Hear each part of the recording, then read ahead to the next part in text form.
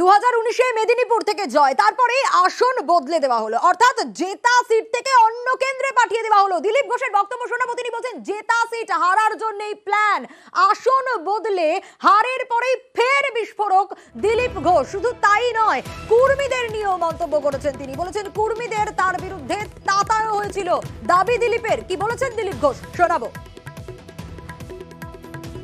যে যুক্তি তর্ক দেওয়া হয়েছে আমি নাকি ওখানে দাঁড়ালে হেরে যাব, কুর্মীরা আমার বিরুদ্ধে, তো যেখানে কুর্মী ভোট পুরুলিয়া সেখানে তো আমরা জিতে গেছি। কুর্মীদেরকে খেপানো হয়েছিল আমার বিরুদ্ধে আমাকে সরাবার জন্য। দেবশ্রী যেখানে কাজ করেছে, মন্ত্রী ছিল, আমি তাকে বলে তুমি পার্টি কামড়ে পড়ে থাকো, মাটি কামড়ে তুমিই জিতবে।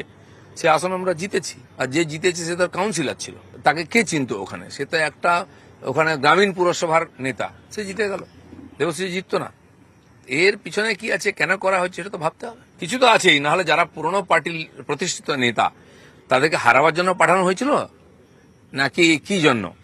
লোকে হারা সিট জেতার জন্য প্ল্যানিং করে, এ তো জেতা সিট হারাবার জন্য প্ল্যানিং হয়েছে মনে হচ্ছে।